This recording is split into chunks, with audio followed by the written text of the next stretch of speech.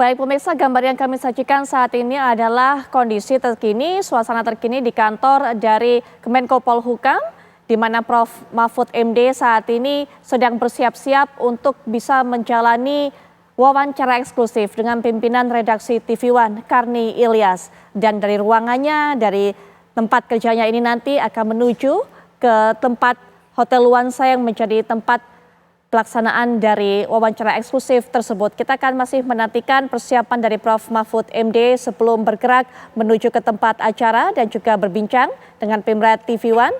Sambil juga kita lihat tim yang sedang bersiap-siap masih menantikan kehadiran dari Prof. Mahfud MD untuk bisa keluar dari ruangan ataupun juga tempat kerjanya. Dan juga nanti akan melaksanakan wawancara eksklusif tentunya, yang akan juga berbagi cerita secara detail apa yang menjadi dasar dari keluarnya keputusan untuk bisa mundur dari jabatannya sebagai Menko Polhukam. Tentunya kami di Apa Kabar Indonesia Malam juga masih bersama Bang Ipang, masih bersama dengan Pak Saiful Huda, Bang Daniel Ansar Simanjuntak, kemudian juga Pak Nusirwan Sujono, masih membahas juga ada katanya dengan ini. Apa yang menjadi alasan dari Prof. Mahfud MD mundur? Apakah memang bagian dari strategi elektoral ataukah ini merupakan keputusan dari dasar hatinya, merupakan bagian dari itikadnya, kemudian juga etika seperti yang juga disampaikan oleh Prof. Mahfud MD. Tadi kita sudah mendengarkan bagaimana pandangan dari masing-masing narasumber yang mewakili 3 pasangan calon, baik itu pasangan 01, 02, 03. Pak Nusirwan tadi juga sudah menjelaskan bagaimana kondisi terkini yang ada di kabinet, ada di pemerintahan, demikian juga Pak Huda, yang kemudian juga ada pandangan berbeda dari Bang Daniel Simanjuntak. Adanya isu-isu ataupun juga narasi yang mencuat mengenai kondisi kabinet pemerintahan Jokowi yang saat ini disebut rumornya adalah sedang tidak kondusif, begitu dikatakan tadi oleh Bang Daniel, merupakan salah satu cara untuk mendelegitimasi pemerintahan Jokowi. Tapi dari apa yang disampaikan Pak Huda, kemudian juga disampaikan oleh Pak Nusirwan, bahwa sudah diberikan contoh kasus apa yang terjadi saat ini, suasana kebatinan yang dialami oleh beberapa menteri, yang dirasakan juga termasuk tadi dikatakan oleh Bang Ipang, tidak terlibatnya Mensos dalam pembagian bansos yang juga dibagikan oleh Presiden Joko Widodo di beberapa hari belakangan ini. Masih juga kembali kami bawa Anda melihat suasana terkini di kantor Kemenko Polhukam.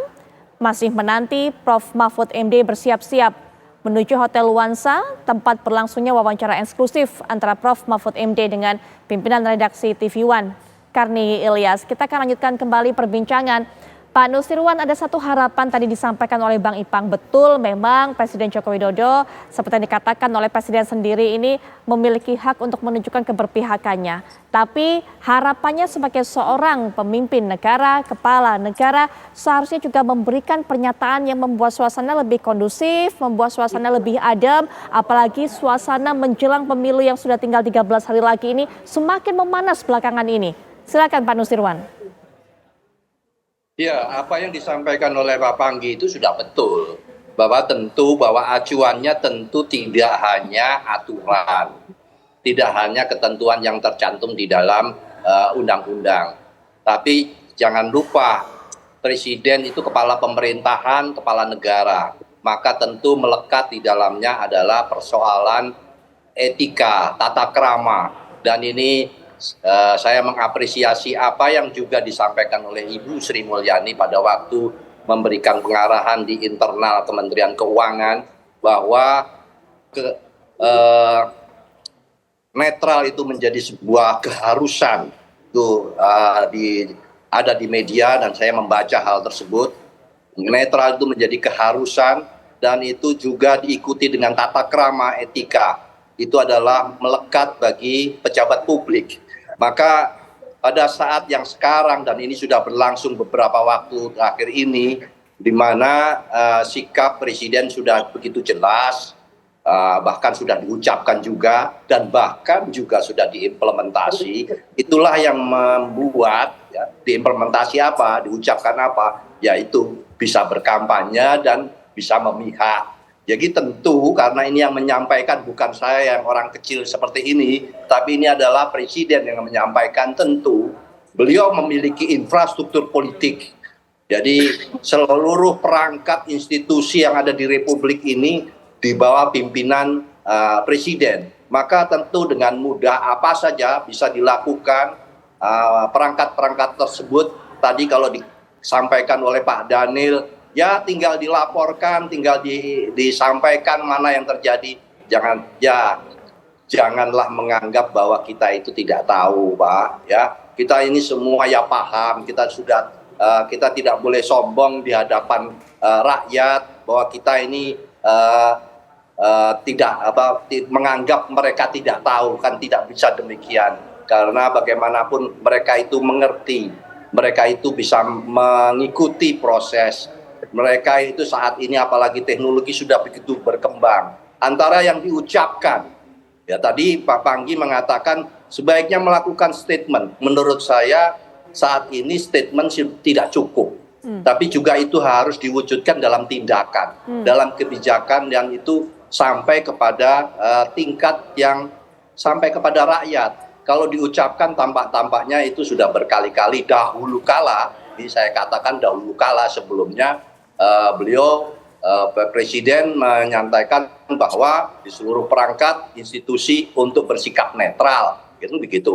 Tapi tampaknya yang terjadi itulah tidak terjadi netral karena memang beliau sendiri sudah menyatakan presiden bisa berkampanye dan memihak. Jadi saya melihat bahwa itu sudah tidak cukup kalau hanya sekedar sebuah statement.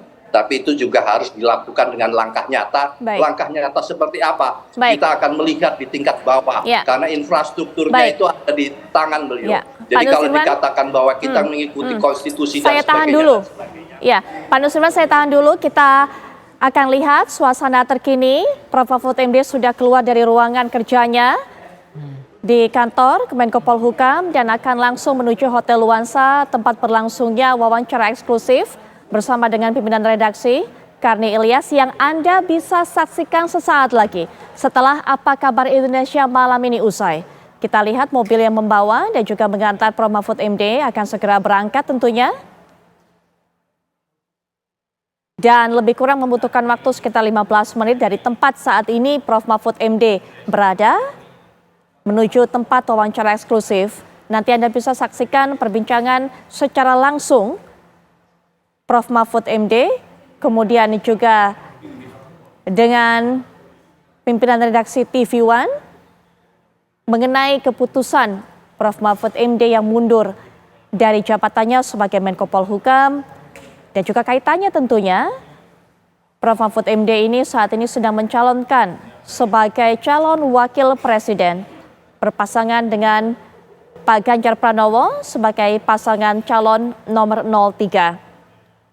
Kita kembali lihat bagaimana suasana perjalanan dari Prof. Mahfud MD. Kita akan tunggu ketibaan dari Prof. Mahfud MD di tempat acara, tempat wawancara eksklusif nanti yang bisa Anda, sekali lagi kami informasikan, bisa Anda saksikan secara langsung.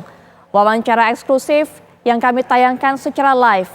Pimpinan redaksi TV One Karni Ilyas dengan Prof. Mahfud MD. Tadi kita sudah dengarkan pandangan dari Pak Nusirwan, diharapkan bukan hanya sekedar kalimat pernyataan yang keluar dari Presiden Jokowi untuk bisa menenangkan suasana saat ini yang memang begitu panas, semakin dekat dengan pemilu, tapi diharapkan ada tindakan nyata, ada upaya nyata, ada kebijakan juga yang menjelaskan sikap netralitas dari Presiden. Bang Daniel, bagaimana kemudian melihat ini, harapan dari Bang Ipang, kemudian juga harapan yang disuarakan oleh Pak Nusirwan? Mbak Putri, pertama sebenarnya kan terkait dengan pernyataan bahwasannya Presiden bisa berpihak, bisa berkampanye, itu adalah pernyataan yang teksnya disampaikan terkait dengan konteks pertanyaan wartawan. Apakah secara konstitusional Presiden bisa berpihak atau bisa berkampanye? Pak Jokowi menjawab bisa, Presiden bisa berpihak sesuai dengan undang-undang pemilu kita, bisa berkampanye sesuai dengan undang-undang pemilu kita.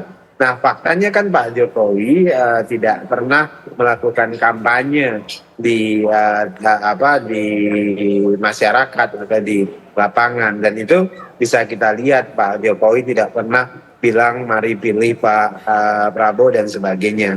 Itu pertama, Mbak Putri. Kemudian kedua, ya kalau ada yang bilang sekarang panas segala macam, panas itu ya hanya di sekitar para kompetitor. Artinya adalah bagi mereka yang misalnya khawatir ini pasti kalah dan sebagainya, ya ini memang panas sekali karena segala upaya dilakukan untuk memastikan tidak kalah secara telak, apalagi kalah sekali putaran, karena memang terus terang hari ini data kami menunjukkan kami bisa menang sekali putaran, sehingga ada kekalutan, ada kekhawatiran terkait dengan kemenangan Pak Prabowo dan Mas Gibran. Di tingkat bawah, di tingkat masyarakat ya tidak ada yang panas, mereka bisa berkegiatan seperti biasa, bahkan melihat kompetisi Pilpres ini sebagai kompetisi yang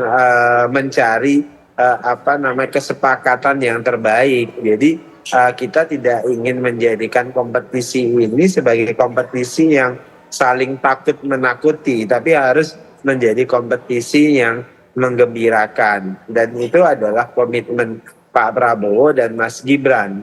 Nah, kemudian yang ketiga, seperti tadi disampaikan Pak Nursiwan, terkait dengan siapa yang melakukan kecurangan dan sebagainya. Kalau kemudian penilaian kita kembalikan kepada masyarakat, kalau memang ada kecurangan, masyarakat pasti tidak tinggal diam.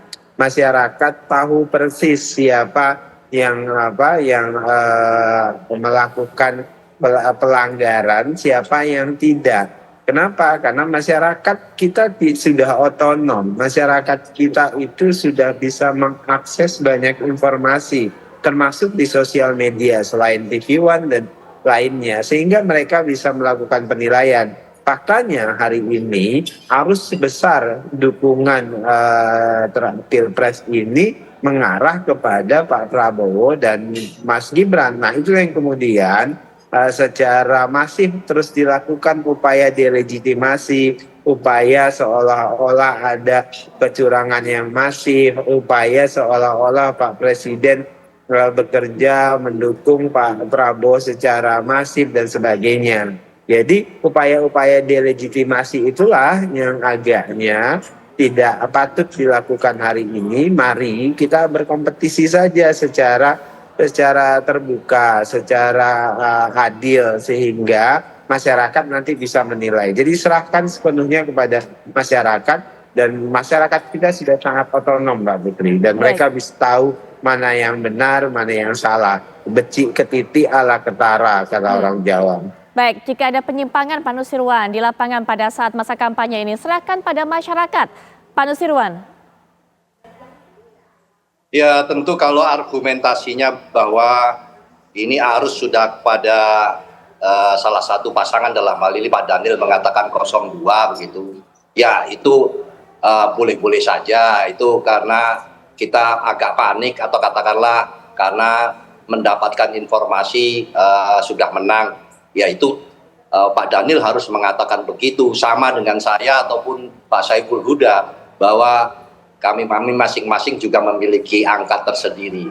Jadi biar berkaitan dengan pandangan rakyat, saya pikir apa yang saya sampaikan ini sudah diketahui secara publik ya, berkali-kali, jangan bosan, bahwa tentu apa yang sudah diungkap oleh beberapa institusi di luar institusi politik, sekali lagi ya, saya katakan di luar institusi politik yang berpendapat beberapa waktu terakhir ini, tentunya itu adalah pandangan otonom mereka yang tidak terkait langsung. Kalau tadi dikatakan itu adalah bagian daripada yang berkompetisi, sepertinya apakah kita akan menganggap bahwa mereka institusi seperti institusi pendidikan tinggi, kita akan menganggap bahwa mereka itu masuk di dalam koridor-koridor berkompetisi? Saya yakin saya tidak akan merendahkan sampai pada tingkat tersebut, dan itu mereka itu adalah memiliki hak sendiri untuk menyampaikan pendapatnya. dan itu adalah sebuah ukuran penilaian terhadap suasana pada hari ini. Mudah-mudahan apa yang saya sampaikan ini bisa ditangkap, sehingga itu bukan karena itu penyampaian saya mewakili 03 Mas Ganjar Pak Mahfud, tidak demikian, tapi ini adalah penilaian yang sudah dilakukan oleh para budayawan, tokoh masyarakat yang sudah menghadap, bahkan beberapa waktu yang lalu tokoh-tokoh itu menghadap ke KPU, kemudian menyuarakan dengan caranya sendiri. Apakah itu mereka berada pada positioning untuk berhadapan seperti kita berkompetisi, demikian kan tidak. Mereka itu menyuarakannya dengan aspirasi komunitasnya sendiri. Maka sebenarnya yang tadi saya katakan, tentunya kita bisa mendengar, kita bisa menghormati bahwa itulah catatan yang disuarakan oleh pihak-pihak di luar yang mungkin kita menganggapnya itu mungkin menjadi bagian daripada kompetisi tersebut. Saya tidak sampai hati untuk mengatakan bahwa itu merupakan bagian daripada kompetisi yang dilakukan pada pemilu saat ini. Jadi semua itu adalah karena pencerminan dari apa yang sudah disampaikan di masyarakat. Gitu. Saya tidak sampai hati untuk mengatakan bahwa mereka-mereka atau tokoh-tokoh tersebut itu adalah bagian daripada pertarungan saat ini. Saya tidak sampai dengan tentu mereka atas hati nuraninya sendiri, pandangannya sendiri, sehingga tidak kita mengesampingkan apa yang sudah dia utarakan, dan itu bukan merupakan kegalauan karena berkaitan dengan kemungkinan ada yang menang yang satu putaran, monggo saja. Tapi ini adalah garis yang kita bahas saat ini, itu adalah kondisi yang terjadi. Itu aja Pak. Baik, saling menunjuk Bang Ipang, yang satu galau terhadap kemudian elektabilitas dari rival, begitu, yang satunya juga seperti itu. Dan yang panas itu sebenarnya yang di kalangan para elit politiknya, bukan di masyarakat bawahnya. Bang Ipang, bagaimana catatannya? Sebenarnya apa yang disampaikan Mas Daniel tadi juga menarik mencermati ya, bahwa ya kalau ada kecurangan laporin aja. Nah, dan cari bukti sendiri kan gitu. Nah, persoalannya disuruh rakyat yang membuktikan, itu yang jadi problem. Yang kedua, kadang-kadang dipoto, habis itu dikasih ke Bawaslu tidak lanjuti. Kan? Nah, itu yang nggak boleh, harusnya pembiaran seperti itu kan. Sekarang misalnya ada mobil kampanye Akbar yang tidak bisa jalan. Nah, itu kenapa? Kan harus ditelusuri. Ada yang izin dicabut, ada yang mereka kampanyenya dipindahkan. Kan itu kan terjadi, itu fakta empirik objektif, bukan intersubjektif. Nah, hal-hal yang semacam itu kan harus biarlah rakyat yang menilai, kan selalu begitu. Tetapi faktanya kok ada pembiaran gitu. Nah, itu yang membuat, atau saling ada laporan 01 ditindaklanjuti, 02 ditindaklanjuti, 03 juga ditindaklanjuti. Jadi semuanya dibuat kesetaraan. Nah, yang kedua adalah apa yang disampaikan Mas Daniel tadi, Pak Nusirwan misalnya, nggak cukup statement saja kan gitu. Yeah. Harusnya kalau memang modelnya sekarang kalau tidak melawan arus, ya konsistensi antara perkataan dengan perbuatan. Karena karakter kepemimpinan itu yang dipegangkan adalah seiring, sejalan, seia, sekata antara hati dengan pikiran kan itu. Cuma memang kalau memang itu menurut Pak Nusirwan juga memang sulit, ya lebih baik kok saya rasa-rasanya begini saja, ya udah Presiden deklar aja lah gitu. Mendeklarasikan diri aja mendukung misalnya, ya mohon maaf 01 atau 02, 03. Jadi lebih terbuka jelas. Jadi akhirnya kita nggak ada lagi yang gimmick-gimmick ya, nggak ada lagi yang implisit gitu. To the point saja kalau begitu, ya Presiden langsung aja mendeklar dukung siapa. Karena memang kan tidak ada dilanggar konstitusi, tidak melanggar, tidak membolehkan berpihak, membolehkan berkampanye. Supaya kita nggak capek dengan urusan-urusan ada yang mengeluarkan jari 2, 1, 3 gitu, diurus dan seterusnya. Jadi kalau begitu lebih baik deklar aja. Pak Jokowi mendeklar aja gitu. Itu jauh lebih baik menurut saya, sehingga clear juga persoalan ini bahwa memang Presiden sudah mengatakan sebagai kepala negara dan sebagai kepala pemerintahan, beliau adalah bapak bangsa, bapak dari semua kelompok golongan. Tetapi dalam konteks pemilu ya Presiden punya pilihan. Betul. Dan itu harus kita hormati karena beliau memang bukan ASN. Beliau bukan dipilih oleh dia dipilih oleh rakyat. Dia adalah produk politik gitu. Jadi nggak ada persoalan menurut saya. Termasuk misalnya ya, apa yang disampaikan oleh akademisi, praktisi, dosen-dosen, termasuk intelektual di UGM, termasuk di Universitas Al-Azhar Indonesia, kan mereka mengatakan, UI kan mereka mengatakan telah ada persoalan dalam konteks pranata tata praktek perilaku penyimpangan yang dilakukan oleh presiden dalam konteks ketatanegaraan. Ya, ini kepala negara ya, sebagai kepala pemerintahan kita nggak mau nyebut tentang personal gitu. Nah, ada yang ngomong bukan saya, tetapi akademisi tadi di UI, di UGM mengatakan ada terjadinya praktek penyimpangan dalam konteks ketatanegaraan. Ya. Nah, hal-hal semacam itu presiden bisa mengkonter, menyampaikan praktek apa, itu harus dijelaskan mana kan penyimpangan seperti apa. Nah, sebenarnya soal yang Bang Daniel itu menarik juga, beliau kan bilang ya kita merasa leading kita udah pemenang kok kan begitu. Sehingga ada yang panik nih, ada nggak merasa nggak nyaman, akhirnya kita dilegitimasi, di downgrade gitu kan. Sebenarnya juga kalau Bang Daniel itu sudah yakin 50+1 itu udah menang, sebenarnya nggak perlu lagi tuh dipaksakan Februari itu harus ditarik BLT itu dimajukan ke Februari gitu. Kan nggak perlu panik elektoral, bukan panik buying ya. Nggak perlu juga harus bagi-bagi bansos, dan presiden nggak perlu langsung, kan ada menterinya gitu. Biar menteri supaya ada jarak antara presiden dengan rakyat, supaya stigma asumsi tadi nggak terjadi. Seolah bahwa ini kepentingan untuk 01, 02, 03. Artinya biarlah presiden menjaga jarak, biar menteri sosial saja yang membagikan bansos. Nah, kenapa itu ada kan gitu. Nah, jadi sebetulnya kalau memang udah yakin nggak perlu ada BLT, nggak perlu bansos, nggak perlu presiden jadi juru bicara juga turun gunung hari ini. Saya meyakini ada big problem. Saya mengatakan kalau memang 20 Januari kemarin ada kemungkinan, persepsi orang ya, lembaga survei mengatakan stagnasi ya, bukan saya ya. Berarti dugaan saya ya presiden pasti turun gunung nih, karena elektabilitasnya udah stagnan. Artinya presiden pun nggak yakin dengan saya nggak mengatakan jagoan presiden, saya nggak tahu nih mana nih jagoan presiden, apakah 01, 02, 03, biarlah masyarakat yang menilai. Kan statement ini lagi viral sekarang, lagi menarik kan, biar masyarakat yang menilai. Ya itu siapa pilihannya Pak Jokowi kan gitu. Nah, tapi kita kan tahu ada konteks itu yang kemudian ya nggak perlu panik elektoral gitu. Ya santai saja karena memang udah yakin nih Bang Daniel udah menang. Baik. 02. Bang Daniel, kalau sudah yakin nggak perlu panik elektoral. Ini catatan dari Bang Ipang, Bang Daniel.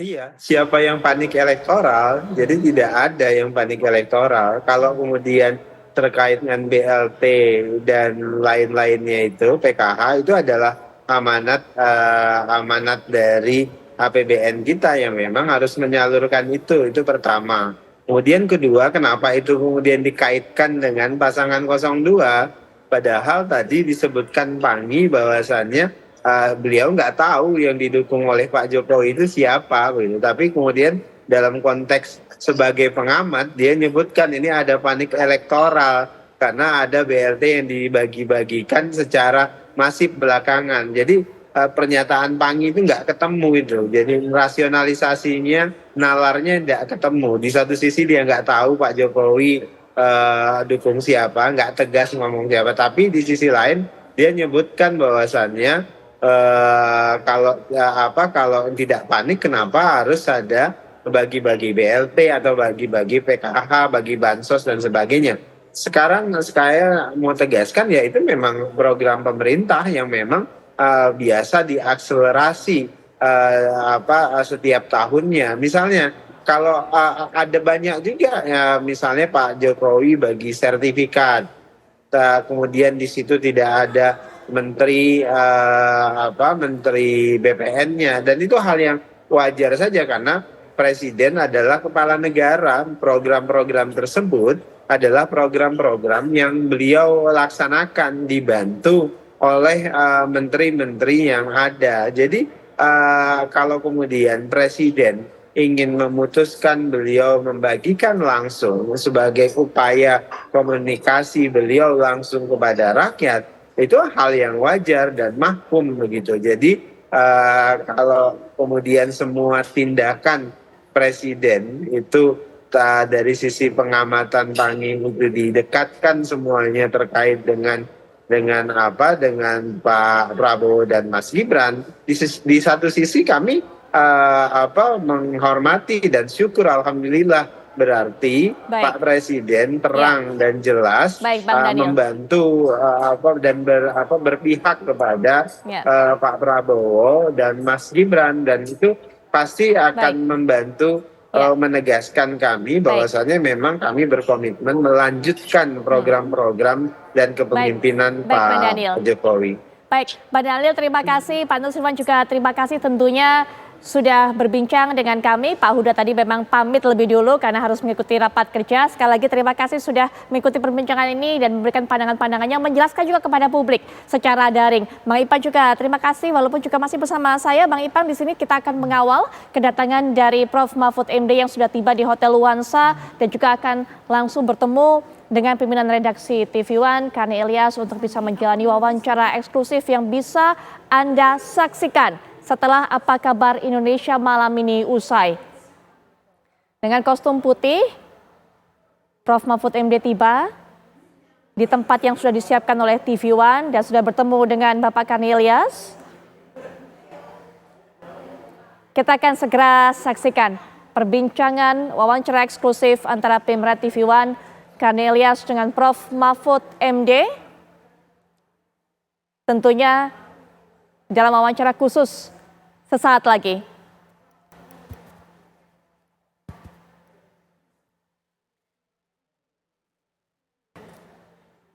Baik, pemirsa, terima kasih untuk kesetiaan Anda menyaksikan Apa Kabar Indonesia malam. Terima kasih kembali lagi juga Bang Ipang dan juga para narasumber lainnya sudah menemani kami tentunya sesuai dengan tema yang kami sampaikan yang akan diperdalam lagi dalam sesi wawancara eksklusif. Sesaat lagi Anda bisa saksikan wawancara eksklusif Pemret TV One, Kani Ilyas dengan Prof. Mahfud MD. Saya Putri Vialo pamit, kami akan kembali lagi esok pukul 18 waktu Indonesia Barat. Selamat malam, sampai jumpa.